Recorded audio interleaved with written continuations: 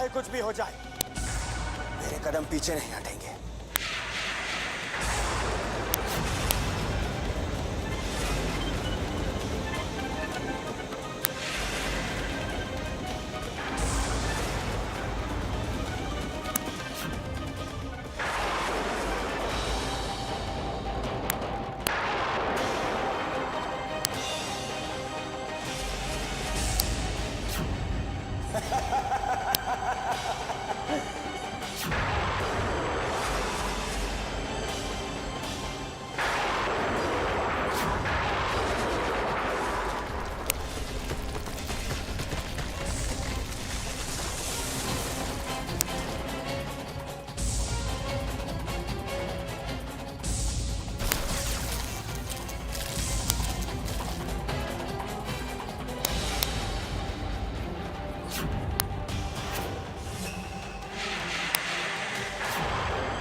देखा विशाखा, तुम्हारी लाख कोशिशों के बावजूद मैंने ये मिट्टी हासिल कर ली।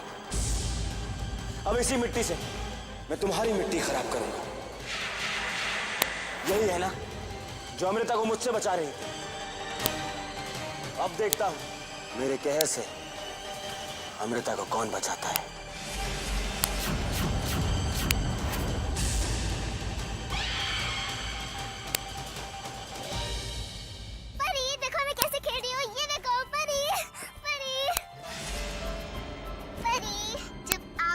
जाएंगी तब हम आपको भी फुटबॉल सिखाएंगे। अमृता, आपको स्कूल जाने के लिए देर हो रही है, जाके तैयार हो जाइए। वो सर, हम थोड़ी देर और परी के साथ खेलेंगे। अमृता, देखना जब मैं बॉल फेंकूंगी तो परी कैसे हंसेगी।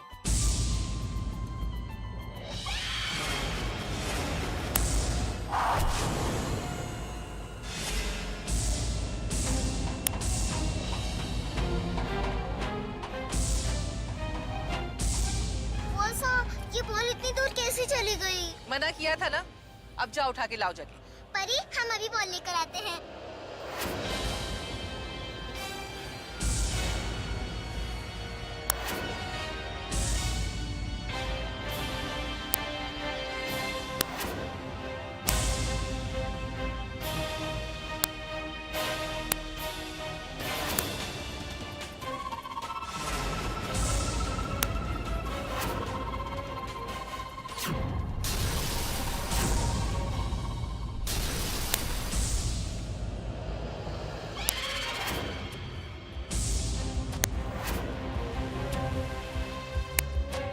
ये रही आपकी बॉल।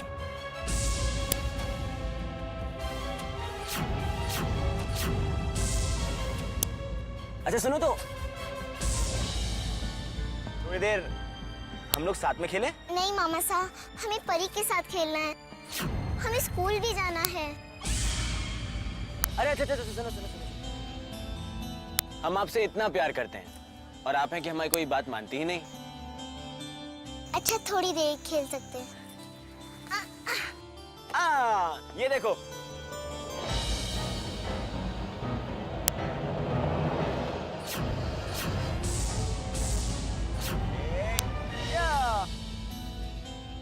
वाह मामा साहब, आपने क्या किक मारी है। अगर आपको भी ऐसी किक मारनी है तो पैर से जोर से मारो।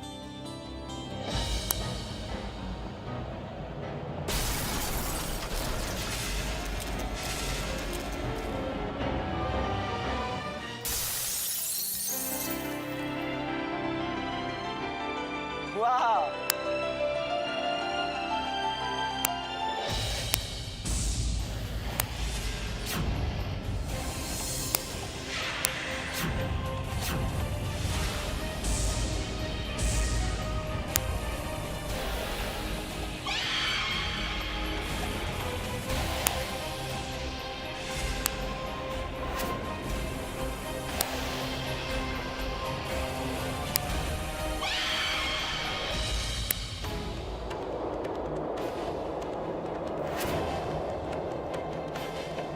अबेरी, अबेरी,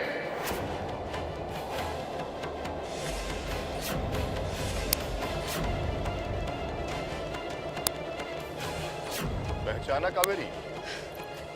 उम्र के साथ साथ आंखें और याददाश्त दोनों कमजोर हो जाती है। कौन हो तुम? भुजंग,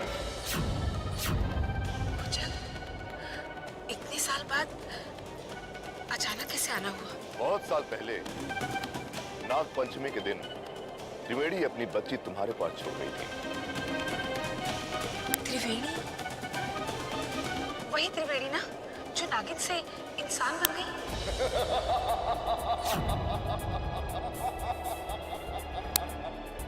हाँ, वही त्रिवेणी। वो बच्ची कहाँ है कावेरी? उस बच्चे से तुम्हारा क्या लेना देना? बहुत ज्यादा सवाल करने वाले लोग मुझे आज भी पसंद नहीं है कावेरी।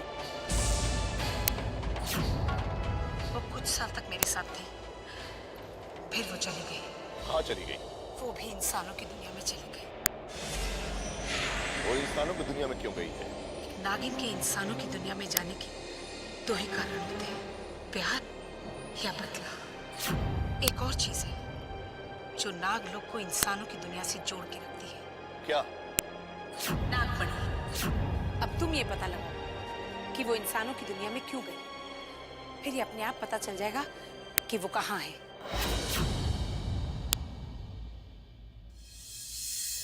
इत्तेत कवचं शैवं वरदं व्याहृतं मया।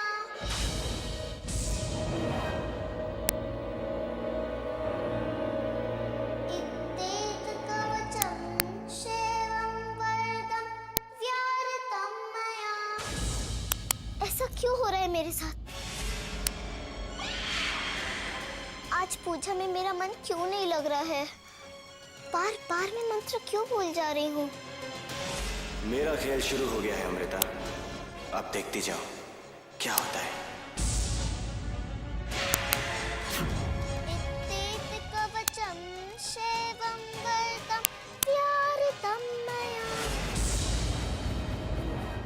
परेशान हो गई अभी से? अभी तो सिर्फ मंत्र भूली हो, मैं तो तुम्हें जीना भुला दूंगा। इंतजार करो, अब हर वक्त तुम्हारे सामने एक नई परेशानी खड़ी होगी। अंबालिका जी लीजिए लीजिए। ए मम्मी ठाकर जी लीजिए लीजिए लीजिए लीजिए। किस खुशी में? पत्नी मर गई क्या? नहीं नहीं, आपकी एक और भविष्यवाणी सच हो गई। बहुत बड़ी लॉटरी निकली है। लेकिन हमने तो तुम्हें दूसरी बार कोई नंबर बताया ही नहीं। कितने की लॉटरी? 2 लाख? नहीं नहीं नहीं नहीं नहीं, इस बार मेरी सासू माँ निकल गई। मर गई वो? नहीं, मेरे कहने का मतलब है कि इस बार मेरी सासू माँ अपनी सारी जायदाद मेरे नाम करके तीर्थ यात्रा पर निकल गई। आपकी कही एक और भविष्यवाणी सच हो गई। मिठाई खाइए। हरिओम हरिओम हरिओम। बाबू की सास चली गई? हे भगवान, उसका मतलब अमृता की माँ के बारे में मैंने जो कुछ भी कहा, हे प्रभु, मेरी नन्ही सी जान पर कुछ तो तरस खा। मैंने अमृता की माँ के बारे में जो कुछ भी कहा है वो गलत कर दे, लेकिन अंबालिका, तुम्हारी भविष्यवाणी कभी गलत नहीं होती। अमृता काफी दिनों से मेरे पास नहीं आई है। हे भगवान, उसे कहीं कुछ हो तो नहीं गया? मुझे उसका भविष्य देखना होगा, मुझे फिर से उसका भविष्य देखना होगा। लेकिन कैसे? जब तक मैं उसका स्पर्श नहीं करती मैं। एक तरीका है, अगर मैं उस वस्तु को स्पर्श करूं जिसे अमृता ने कभी स्पर्श किया हो।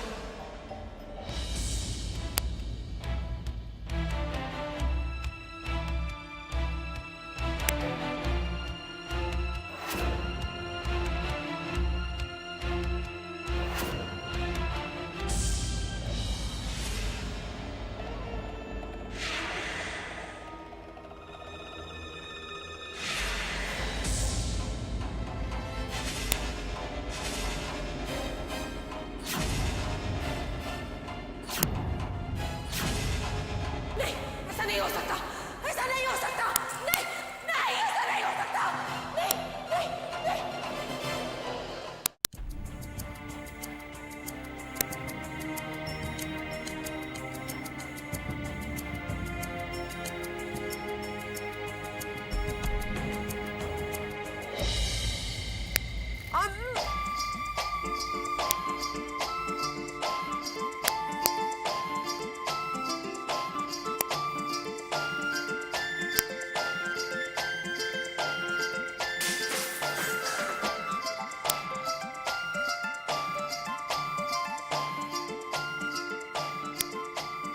तो यही है कि अमृता बाहर क्यों नहीं निकल के आ रही है।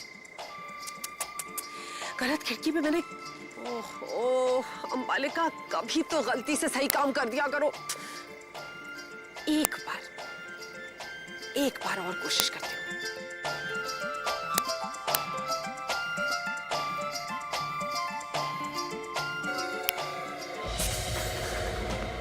कौन है वहाँ?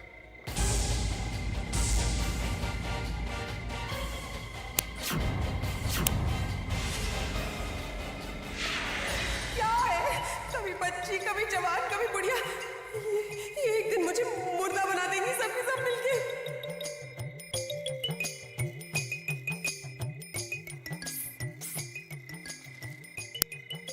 अरे देख क्या रही है, जल्दी नीचे आना, मुझे कुछ बताना है। पागल लड़की, एक तो आधी रात को घर के शीशे तोड़ रही है और ऊपर से भागने की बजाय मुझे इशारा करके नीचे बुला रही है। ठहर, अभी बताती हूँ मैं तुझे। रुकना हुई, मैं आ रही हूँ। तुम्हारी हिम्मत कैसे हुई? तुमने शीशा क्यों तोड़ा? कमरे का शीशा नहीं तोड़ती तो क्या घर की घंटी बजा के तुम्हें बुलाती? हमें बुलाती? अरे मैं तो तुझे जानती तक नहीं।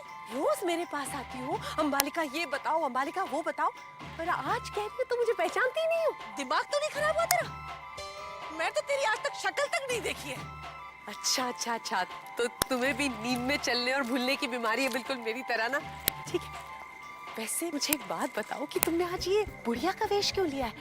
तुम जवान काफी अच्छी लगती हो। देखो, दूर से बात किया करो, अच्छा लगता है। मैं तुम्हें सिर्फ इतना बताने आई हूँ कि तुम अपनी माँ को जलाने वाली हो। हे भगवान! अरे पागल लड़की, हमारी माँ को मर के काफी वक्त हो चुका है। हाँ मुझे पता है, लेकिन तुमने उन्हें जलाया तो नहीं है ना, संभाल के रखा है ना, तो तुम अब उन्हें जलाने वाली हो।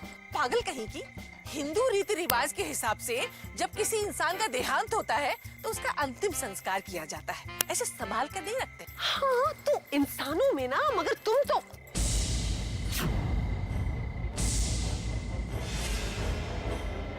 दो पहले सिर्फ रूप बदलती थी, अभी एक से दो भी होने लग गई। निकल यहाँ से, नहीं तो पता नहीं यहाँ पे मुझे कितनी सारी नागिनें एक साथ नाच देंगी। ऐसे इधर उधर घूम घूम के क्या देख रही है? हाँ? अरे भागती कहाँ है? पकड़ो इसको! अरे तेरे कीड़े पड़े, ये चूहे पड़े जो तेरे सर में कांच तोड़ लिया करके।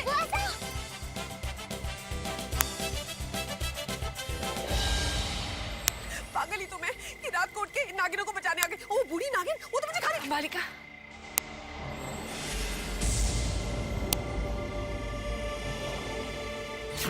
ये तीसरी भी आ गई।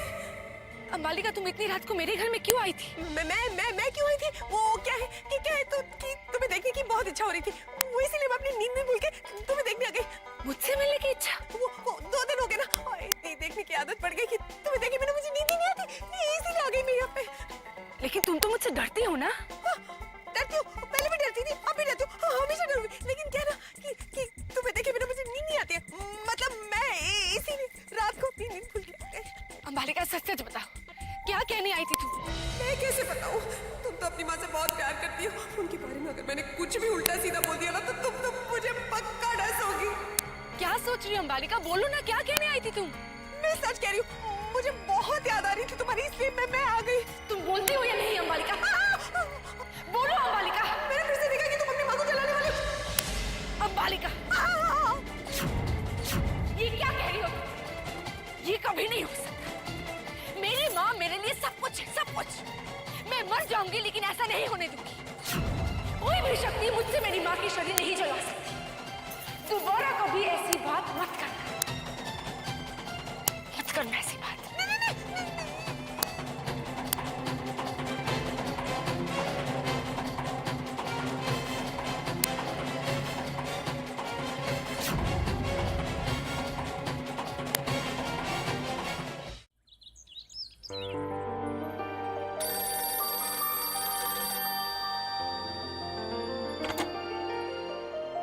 हेलो। आपके पिताजी घर पर हैं? नहीं, पिताजी तो घर पे नहीं है। ठाकुर साहब को कहिएगा कि सरोज दीदी के भाई साहब मोहन सिंह जी का एक्सीडेंट में 2 दिन पहले देहांत हो गया है।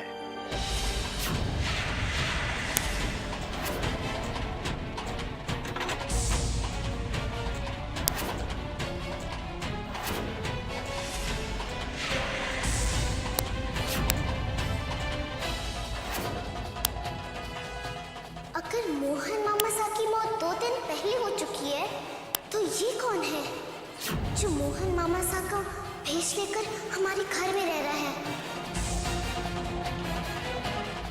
आज से हम जो भी खेल खेलेंगे अमृता के साथ ही खेलेंगे।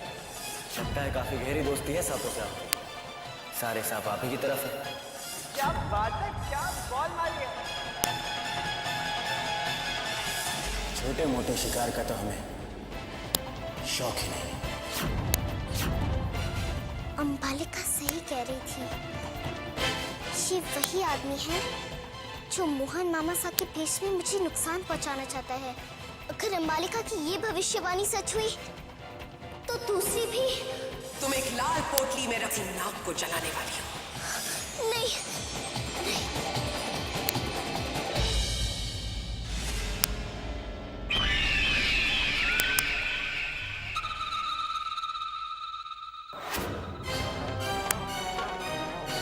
प्रणाम बाबा, जीते रहो। बाबा, आपने हमें याद किया? रुद्रा, तुम्हें एक बहुत ही महत्वपूर्ण कार्य करना है। तुम्हें तक्षक बन जाना होगा। तक्षक बन? वहां क्या है बाबा? वो नागिन भी तो अब इसी शहर में आ चुकी है। हाँ, लेकिन उसके बाप यानी नागराज का शरीर अब तक तक्षक वन में है।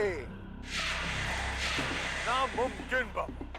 विष्णु भाईसा ने तक्षक वन में हमारी आंखों के सामने उस नागराज के शरीर को जलाया था। मूर्खतापन की बातें मत करो। हम कह रहे हैं कि नागराज का शरीर तक्षक वन में है तो है। जाओ और जाकर ढूंढो। नामुमकिन बाबा। हमें जो करना चाहिए वो तो हम कर ही नहीं रहे।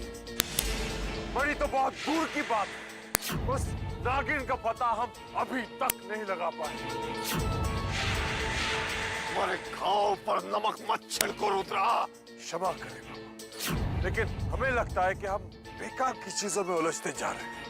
हमें अपना ध्यान मणि प्राप्त करने में लगाना चाहिए। रुद्रा, मणि तभी प्राप्त होगी जब तुम हमारी बात मानोगे। ये बेकार की वार्तालाप में समय नष्ट मत करो और तक्षक वन जाओ।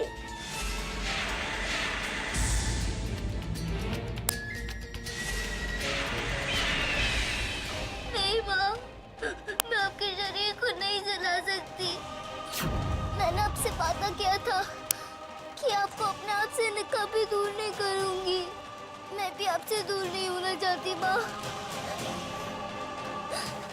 लेकिन मैं क्या करूँ माँ?